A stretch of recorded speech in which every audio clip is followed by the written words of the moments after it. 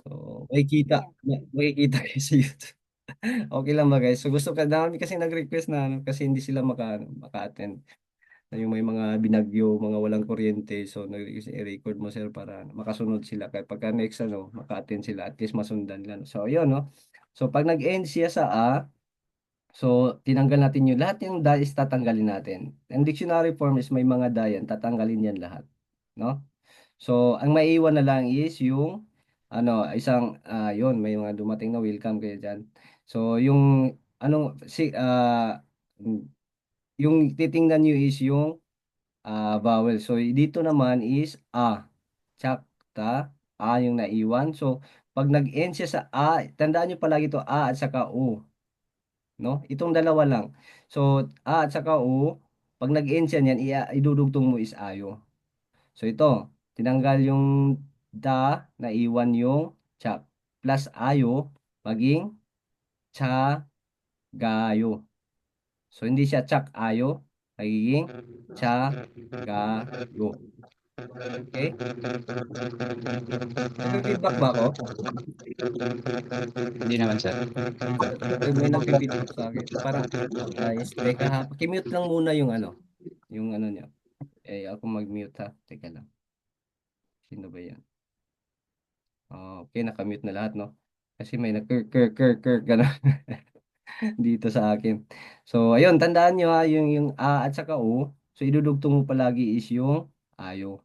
So, example natin. Meron pa dito example natin, no? So, ito is nulda. So, nulda is to play. Yung kanina is sakta to. Adjectives na to ha. Sendo wala, i-mix lang natin adjective sa verb.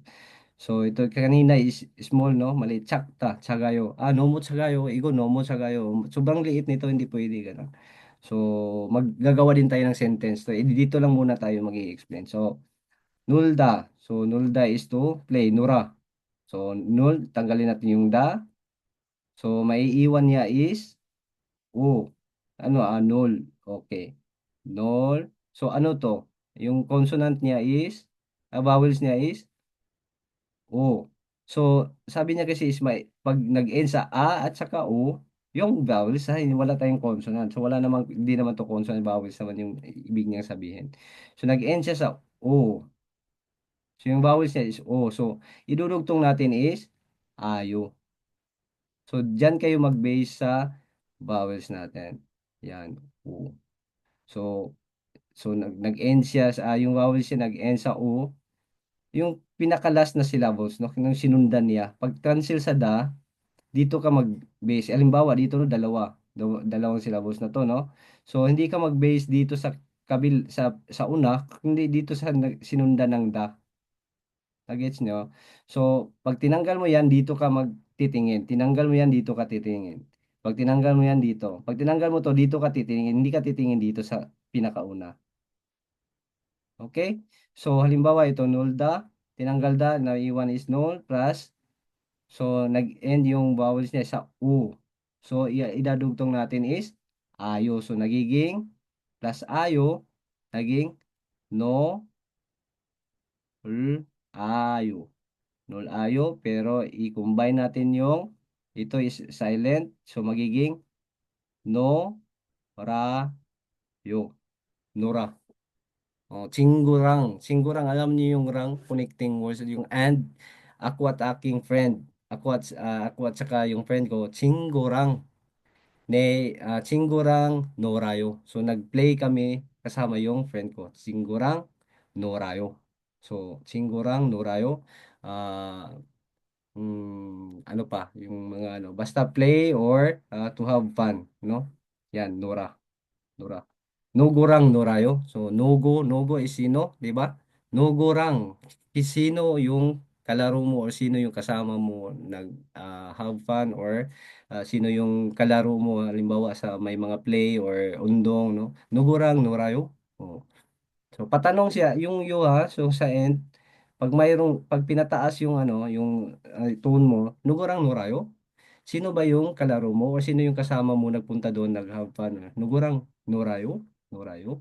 So, Nora. So, yun na yung magiging sentence niya, no? So, next example natin. So, is Kada. So, kada. So, tanggalin natin yung da. So, may iwan niya is a. Yung kanina is, ito is o. Yung vowels niya, ito naman is a. So, number 3 naman is, tinanggal natin yung da. So, magiging, naiwan niya is ka. So, ang sabi is mag-end siya sa at saka u. Idudugtong mo palagi is ayo. So, magiging ka plus plus u. So, pero dito naman is sobra dalawa na yung a. So, redundant ano, parang redundant na yung kayo. So, isa lang yun magiging kayo. Pero meron tayong ano ha, huwag yung hindi mo na ako mag-touch ng mga irregular. Irregular verb kasi halimbawa ano bang mga irregulars? Example kasi pwede kasing madugtong yung dalawang halimbawa nata. Alam niyo yung nata? Alam niyo yung nata? So yung nata is yung gumaling na or to heal no na gumaling. So ito is irregular tawag pulgutchik no, irregular. So hindi siya sumusunod sa sa rules na to, yung a at saka u. Ito kasi is halimbawa i-example natin ha, nata. So tinanggal yung da so magiging not you. So ito di ba sa ilalim mayroon siyang consonant. Ito kasi is irregular, tinatanggal to. Tinatanggal tong siyot na to na siyot ng tawag diyan, no? Siyot. So magiging na sorry. Na plus plus u. So 'di ba ito is kada 'di ba kayo lang. Ito is itinanggal natin yung plus Pero ito sa ditong case na to, mga irregulars, hindi siya tinatanggal. Ito tinatanggal yung siyot sa ilalim, yung siyot na to, yung consonant na to, plus idadagdag yung ayo. So ganyan talaga siya pagkasulat. Hindi siya pwedeng makombine na nayo. So, medyo sobrang taas ng explanation sa mga irregulars. So, tandaan nyo palagi na may mga irregulars tayo na sobrang nakakalito. So, mga irregular verbs is mag-end siya sa u, r, siyot, h, piyok, no? Yung ah, tupta magiging tuyo, no? Bakit tinatanggal yung L, no? So, yan, mga irregular. So, papunta tayo sa irregulars pero ayoko muna i-explain ngayon yan kasi sobrang nakakalito yan para dati sa akin, sakit sa ulo yan, yung mga irregulars, no? So, yun. So dito muna tayo. So focus muna tayo sa pinaka-basic. Tapos pag mas sobrang maintindihan na natin anong idudugtong natin, so yun doon na tayo mag-touch sa mga irregulars, no? Kasi actually gamit din yan dito. Pag sinasabing tupta, ano yung tupta? Sinong nakakaalam yung mga advance? Ito si tawag ito, si Timothy. Advance to. Nandito ba si Timothy? Yon, nandito, no? Tupta. Ano yung tupta? Sinong makakasagot?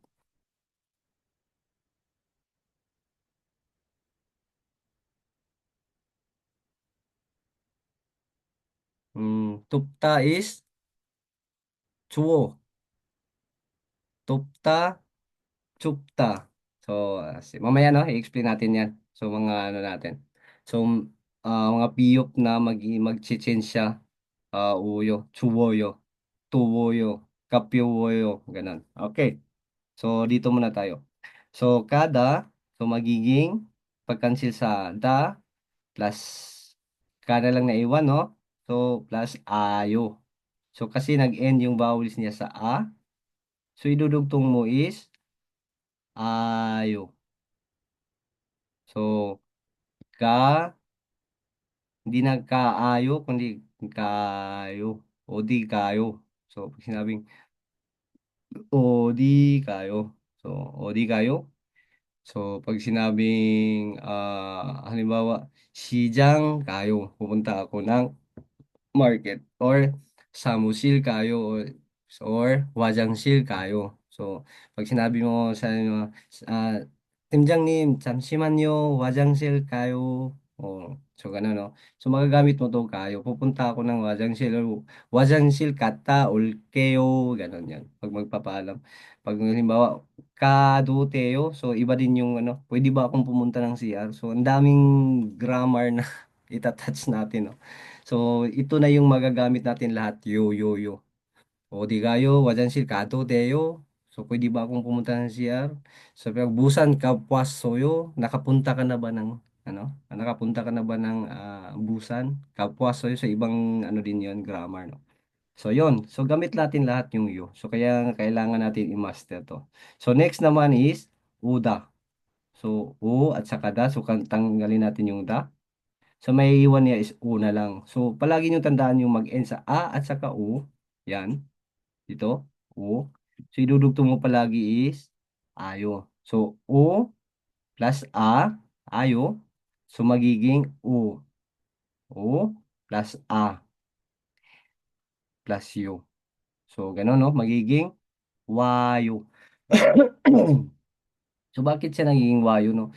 Kasi i-combine natin yung U, halimbawa U plus A plus U. So, hindi naman, pwede naman ganito, uayo, pero mahilig sila sa shortcut yung mga Koreano. Ua. So, ganun yun, yung double consonant, double vowels natin. U plus A, magiging u, wa, yan. Wayo. You know? Ilwa ba? Wa. Ganun yung mga Koreano, lalo na pag ano, pag galit sila, no? Sa amin palagi ang ginagamit. Wa. Ilwa. Yun, pagagalitan ka. Luya, wa ba? Wa. Ganun. Punta ka dito. Galit na yon. Pag may kasalanan ka, may mga pulyang. Ano na yung, alam niyo yung pulyang? Yung pulyang is mga reject na nagawa namin, may mali na nagawa namin. Mga pulyang. So, pulyang tawag niyan. Wah, wah, ganun sila. Wala na silang you. Kasi pag sila ay magsasalita, ito lang ginagamit nila. Wah, luya, wah, ilwa. Punta ka dito. Sa tayo, pag sasagot tayo sa kanila, may you. Kasi magalang tayo. Kasi respeto natin sa kanila. Sila hindi masya. Lalo na pag matanda dito, mga Koreano, hindi mo yan maririnig na magsasalita ng you. Iwa, igubuya. Yan ang gamit nila. Iya, igubuya. Ano to? We, pulyang hiya. 정신없어? 정신없어? Wala ka bang ano? Hindi ka ba nakapokus? Wala ka ba sa ano, sarili mo? 정신없어? Ha? Tukparo ganun. Tukparo umayos ka, ganun. So, yun. Next naman natin is manada. So, dito naman pag-cancel natin sa da, so, dito ka titingin sa next niya. So, wag dito sa huli, no? Palagi kayong titingin sa sunod niya pag kinancel yung da. So, nag-end siya yung vowels natin sa a pa rin, no? So, masusunod pa rin natin yung ayo. So, magiging ma, na. So, naiwan, no? Mana plus ayo, magiging manayo. Okay? So, nakuha na natin yung a at saka o. Sorry. Manayo. Okay? Clear natin to. So, mamaya practice natin, no? Magbibigay example. Tapos, magtatawag ako para sagutin natin. So, dito muna tayo sa pinaka-basic. Okay. May tanong ba sa A at saka O?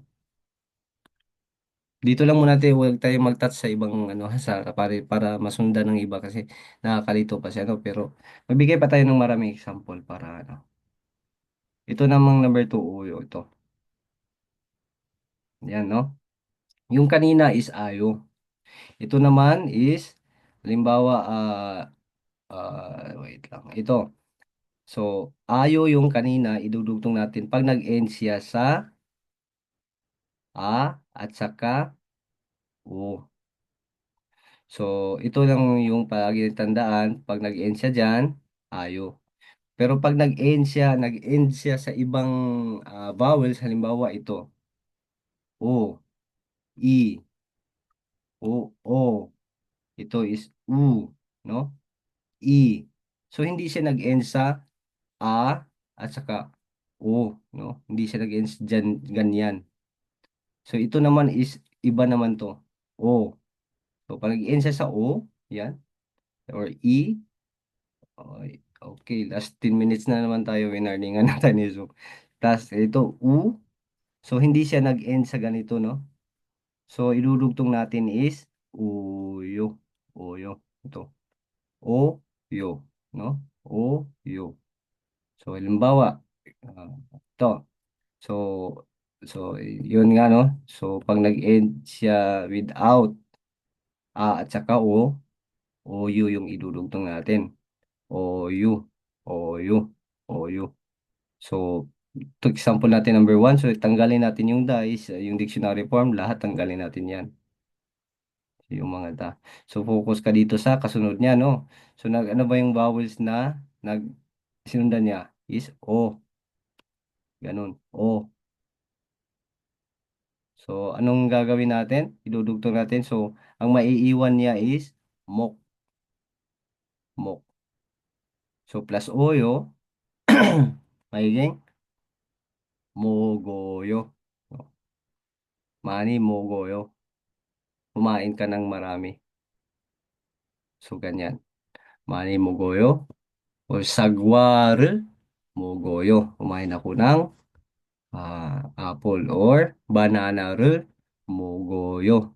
So, ano pa? Dudugtong mo yung mga ano, yung pag may alam ka na ng mga ano, no? Yung mga alam ka ng mga vocabs na pwedeng kainin, no? Kimchi mogoyo. Ayan. So, verb plus yung ano natin, yung tawag niya, mga particles, no? Pag verb kadugtong natin is ito yung dudugtong natin, sagwa mogoyo.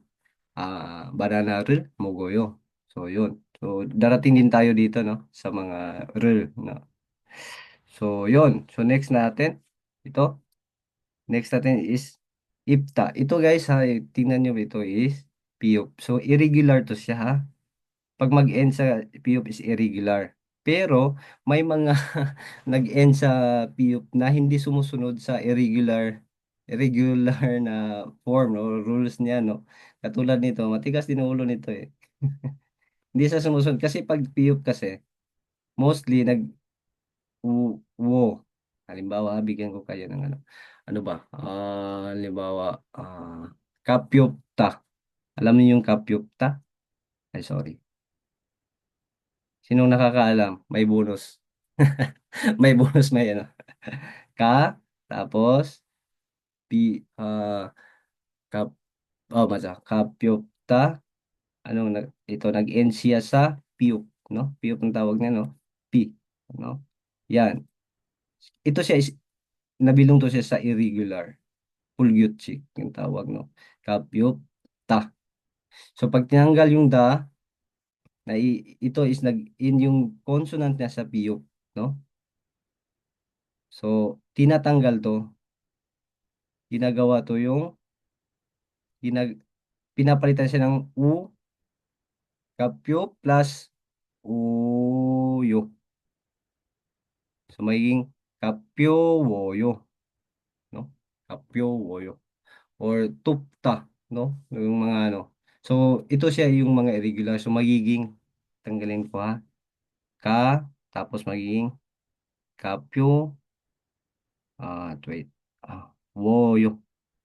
So, ano, alam niyo itong kapyo woyo? Yung magaan, no? Mugo woyo, tsaka kapyo woyo. No? Magaan, at saka, ano, magaan saka mabigat. Mugo woyo. So, ano pa ba yung example natin? Arumdapta. Alam niyo yung arumdapta? Ah, rum, da, dapta. Sinong may advance na sa ano? Beautiful.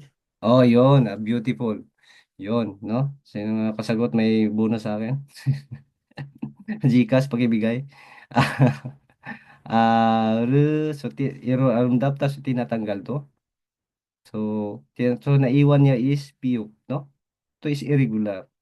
So, maging arumda, tinanggal to. Tatanggalin niya nila.